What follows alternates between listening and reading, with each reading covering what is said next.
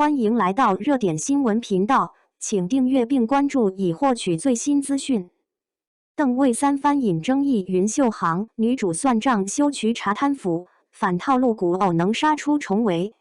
邓为三番争议背后，95后小生资源洗牌与内容破局的双重博弈。45亿播放量预热，积压剧如何未播先火？6月20日18点整，爱奇艺与优酷双平台同步上线了一部没有太多预告铺垫的剧《云秀行》。36集体量，拍摄于2023年，整整积压了近3年。然而，双平台预约量突破300万的数据证明，这部被压了许久的古装剧，非但没有被市场遗忘，反而攒足了期待值。抖音话题播放量已突破45亿，这个数字放在任何一部新剧身上都不算低，放在一部积压3年的剧身上，则更像是一种逆势信号。从拍摄时的全员胡咖到播出时主演集体声咖曾瞬息靠莲花楼的方小宝口碑炸裂，邓为凭多部古偶迅速蹿红，这部剧硬生生在3年等待期里实现了资产增值。但比预约数据更耐人寻味的是邓为的番位争议。从三番到焦点，邓为的番位赌局。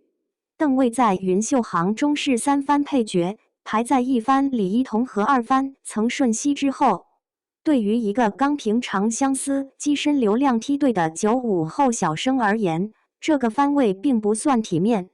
几乎同一时间，邓为与李兰迪合作《千叶奇谈》也被传出二番消息，粉丝的不满迅速集结成舆论风暴。凭什么一番男主变成了给人当二番？但如果只看番位数字就下判断，会错过关键细节。邓为在《云秀行》中一人分饰两角，白天的正室是温润如玉的世家公子，夜晚的娄启言则是阴狠偏执的反派。预告片和预热物料中，邓为的角色贡献占比一度超过70%。这个数据揭示了一个事实：番位是合同上的排序，而观众注意力是另一套算法。邓为的选择背后，反映的是95后小生资源洗牌的深层逻辑。流量红利退潮后，平台和制片方对番位溢价的评估正在回归理性。与其让一个流量勉强扛一番但收视惨淡，不如用有实力的演员去二番、三番位置制造惊喜。二番抗拒正在成为新的行业命题。对比同年龄段小生，有人坚守一番底线，有人选择角色优先，两条路径没有优劣之分。但云秀行播出的前几集数据证明，邓为这条路至少在热度层面没有走错。更耐人寻味的是，番位争议本身也在反哺剧集热度。从话题发酵到粉丝混战，再到路人围观，每一个环节都在为这部剧的讨论度加码。争议与关注从来是一体两面，这或许正是片方不愿在定档前急于澄清番位的原因之一。算赋税、修水渠、查贪腐，女主事业线的3把火。番位之外，真正决定一部剧能走多远的，始终是内容本身。云秀行改编自日本作家雪乃沙一的轻小说《彩云国物语》，讲述名门嫡女范云在女子不得参加科举的架空王朝中，以贾贵妃身份入宫，辅佐表面昏庸实则城府极深的城主齐征，最终打破性别桎梏，成为首位女官吏的故事。听起来像是一个典型的古装大女主框架，但真正让这部剧在同类作品中划出界限的是女主角的事业线设置。范云的核心行动不是争宠夺爱，而是实打实的处理政务，算赋税、修水渠、查贪腐，这3个动作构成了女主事业线的3把火。算赋税是第一层，在古代权谋剧里，数字往往是背景板的存在，但在这部剧中，范云通过重新核算赋税数据来揭露地方官员的阳奉阴违，用经济账本推动政治博弈。这不是凭空而来的设定，古代女性参与经济治理在历史上并非没有原型。唐宋时期不少女性通过家族产业间接介入经济决策，而范云则是将这种能力直接搬上了朝堂。对比传统古偶中女主被动等待被拯救的叙事，范云在这里是那个拿算盘的人。修水渠是第二层。水利工程在古代是典型的国计民生大事，涉及土地分配、劳役征调、地方利益博弈。范云推动修渠的过程，本质上是一场古代版的乡村振兴实践。从选址到筹款，从协调民众到对抗既得利益集团，每一个环节都是独立的戏剧矛盾。这个设定让权谋剧从宫廷内斗的窄小空间拓展到了广阔的民生场景中。查贪腐则是第三层。权力游戏中的道德困境是权谋剧最迷人的部分。而范云的查案逻辑带着一种不妥协的执拗，他不靠以权谋私，不靠联姻结盟，而是靠逻辑推理和证据链来破局。这当然带有理想主义色彩，但在戏剧层面，这种理想主义恰恰构成了角色的人格魅力。这三把火共同指向了一个核心叙事原则：女主的事业线始终优先于感情线。男主其中的定位也随之发生了变化，从传统古偶中保护者的角色，变成了合作伙伴。两人的关系建立在共同的政治目标之上，感情线是事业线的副产品，而非反过来。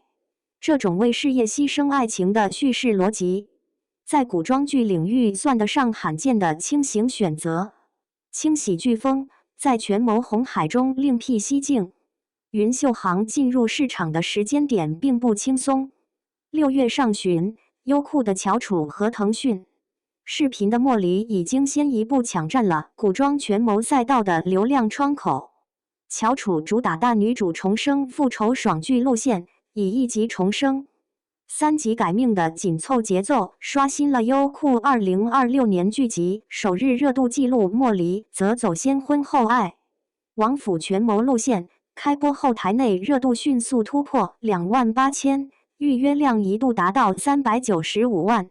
两部竞品各有各的爆款逻辑，但共性也很明显，都偏向严肃权谋、强冲突反转、大女主复仇叙事。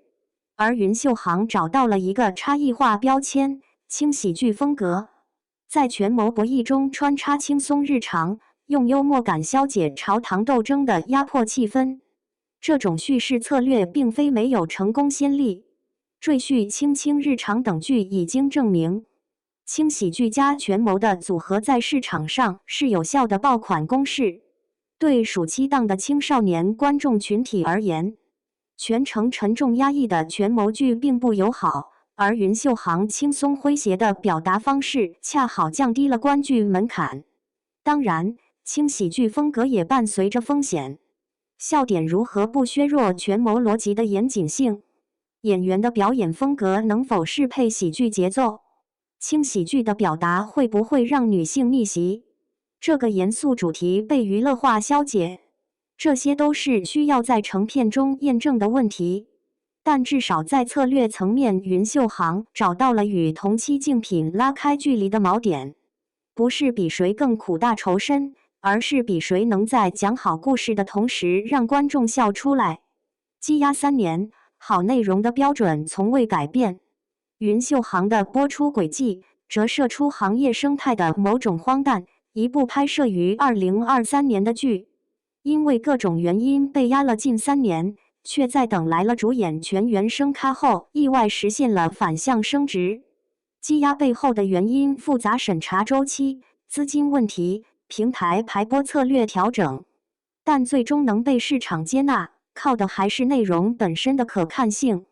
番位争议终会落幕，3番还是2番，1番还是配角？这些行业内部的排序规则对普通观众而言其实没那么重要。观众记住的从来不是演员在合同上的排位，而是那个角色是否让人相信、让人共情。邓卫的正式楼启言能否成为下一个出圈角色？范云的事业线设定能否让观众买账？轻喜剧与权谋的混搭会不会水土不服？这些问题的答案只有时间能给出。但你更看重演员番位还是剧情质量？范云这个事业脑女主能吸引你打开第一集吗？评论区聊聊。